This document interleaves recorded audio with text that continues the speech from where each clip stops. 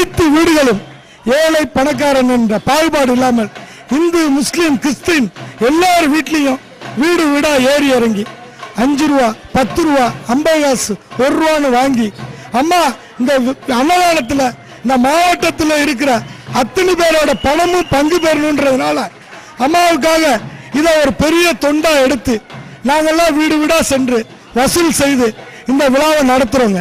இங்க பல லட்சம் ரூபா செலவு பண்ணி இந்த விழா நடத்துறோம். இந்த அத்தனை பணமும் தஞ்சை மாவட்டத்தை சுத்தி இருக்கிற அத்தனை குக்கிராமத்திலிருந்து வசூல் பண்ணிட்டு வந்தது. விழா நடக்குவதற்கு முன்னாலே தஞ்சை மாவட்டத்தில் நிறைய அற்புதங்களை அம்மா செஞ்சுக்கிட்டு இருக்காங்க.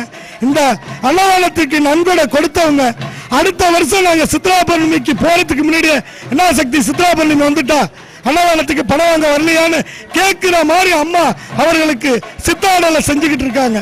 இப்படி அம்மா அற்புதங்களை நிறைய செஞ்சிருக்காங்க. இந்த சித்ரா பௌர்ணமி அன்னதானம் செஞ்சுக்கிட்டு இருக்கிறதுக்கு எங்களுக்கு என்ன பலன் கிடைச்சதுங்கிறத மக்களுக்கு தெரியப்படுத்தணுங்கிற வகையில் நான் என்னுடைய சொந்த அனுபவத்தை உங்களோட பகிர்ந்துக்கிறேன். 15 ஆண்டுகளுக்கு முன்னே எனக்கு கிட்னியில் கல் இருக்குன்னு சொல்லி டாக்டர் ஆப்ரேஷன் பண்ணிட்டாங்க. அப்போ லேசர் சிகிச்சை எந்த சிகிச்சையுமே கிடையாது. ஆப்ரேஷன் பண்ணி தான் செய்யணும்னு சொல்லும்போது ஒரு மேஜர் ஆப்ரேஷன். அப்போ அந்த காலகட்டத்தில் சித்ரா பௌர்ணமி அன்னதானம் அப்போ தான் ஆரம்பித்து நடந்துக்கிட்டு இருக்க நேரத்துக்கு நானும் என்னுடைய மனைவியும் சிறப்பான முறையில் இந்த அன்னதான துண்டுக்கு வசூலுக்கு ஒவ்வொரு வீடாக தெருவாக இன்னும் இருக்கிற மகளிர் சக்தியை ஆச்சுக்கிட்டு ஒவ்வொரு வீடாக ஏறி இறங்குவோம். ஏறி இறங்கினத்தினுடைய பலன் அடுத்த தடவை செக்கிங்கு போகும்போது உங்களுக்கு எந்த விதமான கிட்னி ட்ரபிளே கிடையாது சார், ஆப்ரேஷன் பண்ணணுங்கிற அவசியமே இல்லை சார், அதனால் நீங்கள் தைரியமாக எது வேணால் தண்ணி மட்டும் நிறையா குடிங்க சார், உங்களுக்கு எந்த நோயும் கிடையாது சார் சொல்லி டாக்டர் ஸ்கேன் பண்ணி அந்த காலத்தையே ஸ்கேன் பண்ணி எங்களுக்கு இந்த மாதிரி செய்தியை சொன்னாங்க. எனக்கு இந்த சித்ரா பௌர்ணமியில் வசூல் பண்ணுறதுக்கு அன்னதானத்தை வசூலில் நடந்தே போனதனுடைய பலன் அம்மா எனக்கு இந்த கிட்னி ஸ்டோனை வந்து நீக்கி சாதாரணமான இன்னைய வரையிலும் இன்றைக்கும் கிட்டத்தட்ட நாகப்பட்டினம் மாவட்டத்தில், தஞ்சை மாவட்டத்தில், திருவாரூர் மாவட்டத்தில், காரைக்கால் மாவட்டம் எல்லாம் சேர்ந்து நடத்துகிற இந்த அன்னதான விழா ரொம்ப சீரும் சிறப்புமாக பெரிய அளவில் நடந்துகிட்டு இருக்கு. இதுக்கு காரணம் அம்மா தான். அன்னதானத்துடன் தொடர்ந்த முதல் நாள் நிகழ்வு 2ஆம் நாளுக்கு அடியெடுத்து வைத்தது. ஆம், இரவு கூட தூங்கவில்லை, அதுவும் விடியலுக்காக காத்திருந்தது. கட்டுக்குலைந்தது காரிருள் என்பார்களே, இரவும் தன் கட்டுகளை அவிழ்த்து வெளிச்சத்திற்கு வேர்விட பார்த்தது. ஆம், இரவும் இல்லாத பகலும் இல்லாத நேரம். வெப்பத்தை குளிர் போக்குகிறதா, இல்லை குளிரை வெப்பம் போக்குகிறதா என உணர முடியாத நேரம். கருவறை அன்னைக்கு அபிஷேகம் தொடங்கியது. ஏப்ரல் 20ஆம் தேதி ஞாயிறு அதிகாலை 3 மணி அளவில் சித்திரை பௌர்ணமி விழாவை மேலும் சிறக்க வைக்க கருவறை அன்னைக்கு அபிஷேகம் நடந்தேறியது. நித்தம் மணக்கும் நிறை வண்ணப்புடியாலே சித்தம் குளிரும் சிறப்பான அபிஷேகம். தேனாய் இனிக்கும் திரவியமே மேனிக்கு தேனால் அபிஷேகம். தேகமெல்லாம் அபிஷேகம். காலால் பகை விதித்து காக்கும் மேனிக்கு பாலால் அபிஷேகம். பளபளக்கும் அபிஷேகம். மெய்யுருகி மெய்யுருகி மீட்டுகின்றாய் அருள் இசையை. உனக்கு நெய்யுருகி நெய்யுருகி நிறை மனத்தால் அபிஷேகம்.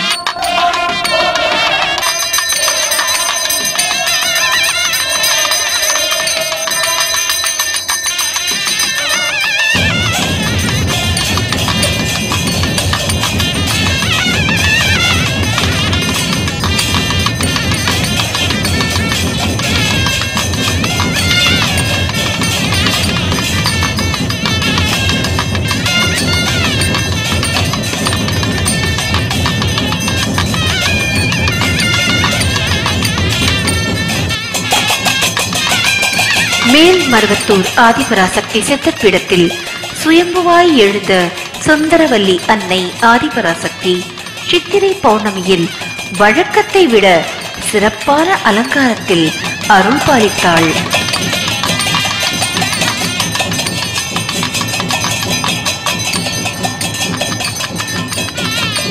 தாயே, மலையில் பிறந்த மாணிக்க வல்லியே, நீ தாங்கி நிற்கும் கிரீடத்தின் முத்துக்களின் ஒளி வானவில்லை தோற்கடித்தது.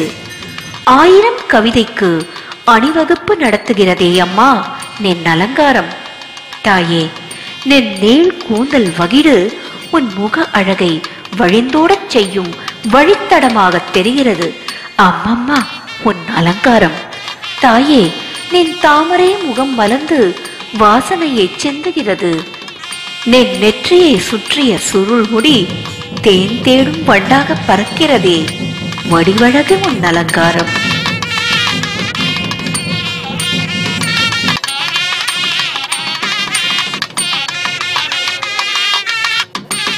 உலக மாந்தரின் அச்சம் போக்கும் அரசியே, உந்தன் வலது கண் சூரியன், அதனால் பகல் பிறக்கிறது. உந்தன் இடது கண் சந்திரன், அதனால் இரவு பிறக்கிறது. உந்தன் ஞான கண்களில் இரவு பகல் இடையிலான காலை மாலை பிறக்கிறது என்பதை குறிக்கத்தானா வண்ண வண்ண மலர்களை சுமக்கிறாயம்மா. தாயே, நின் கண்களின் சிவப்பை பார்த்து பொறாமையினால் நெற்றியும் சிவக்கிறதே. தாயே, நின் பார்வையில் பரிவையும் கருணையையும் சிந்துகின்றாய். தாயே, நீ இமை மூடினால் உலகமே அழியும் என கூறுகின்றனர். அதனால்தான் நீ இமை கொட்டாமல் விழித்திருக்கின்றாயோ? தாயே, ஸ்ரீ சக்கரமாக நீ அணிந்திருக்கும் வைரத்தோடுகள் உன் கன்னங்களில் வெளிச்சமிடுகிறது.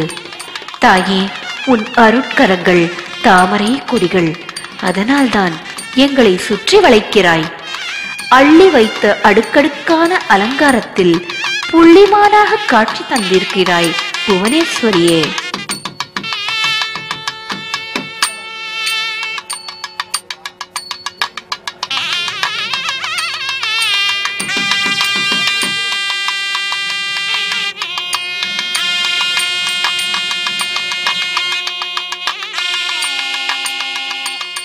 இறை பணியாற்று, எல்லாம் கிடைக்கும் என்றார் அம்மா. அது குறித்து தஞ்சை மாவட்ட தலைவர் PS வாசன் கூறுகையில், ஓம் சக்தி. தஞ்சை மாவட்டத்திற்கு அம்மா சித்ரா பௌர்ணமி பெருவிழாவை நடத்துவதற்கு பல வருடங்களாக தொடர்ந்து அனுமதி அளித்து வருவது ஒரு தஞ்சை மாவட்டத்துக்காரர்கள் மிகவும் பெருமைப்பட வேண்டிய ஒரு விஷயம். ஆனால் இதில் உள்ள முக்கியமான ஆன்மீக சிறப்பு அம்சம் என்னவென்றால், இது ஒரு மாவட்டத்திற்கு மட்டும் நடத்துகின்ற விழா அல்ல. இந்த தமிழ்நாட்டிற்கு, இந்திய துணைக்கண்டத்திற்கு, உலகத்திற்கு இந்த 3 பெரிய அடிப்படையிலே இந்த விழாவை நடத்துகிறாள் உள்நோக்கமாக வைத்து.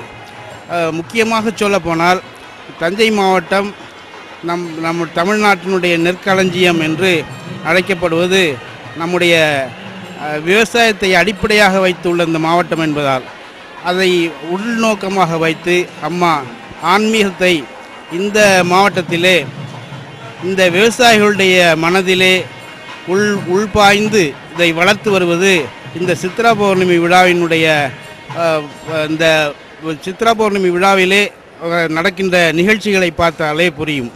அந்த அளவிற்கு ஏழை விவசாயிகள், ஏழை விவசாயத்தை நம்பிக்கொண்டிருக்கின்ற, அடிப்படையாக கொண்டிருக்கின்ற பல லட்சம் மக்கள் இந்த விழாவை தங்களுடைய குடும்ப விழாவாக நினைத்து கொண்டு 2 நாட்கள் உலகத்தில் உள்ள அவர்களுடைய அத்தனை வேலைகளையும் விட்டுவிட்டு இது தங்களுடைய சொந்த குடும்ப விழாவாக நினைத்து இங்கே பல ஆயிரக்கணக்கிலே தஞ்சை மாவட்டத்தினுடைய விவசாயிகள், அடிப்படை கூலி மக்கள் இங்கே வந்து இந்த விழாவை சிறப்பாக நடத்தி தருகிறார்கள் என்பது உண்மை. அதேதான் அம்மா சொல்லும்போது இந்த 2 நாட்கள் அவர்கள் வந்து உலகத்தெல்லாம் மறந்துட்டு மன நிம்மதியாக அவங்க இங்கே சாப்பிட்டுருக்குறாங்க.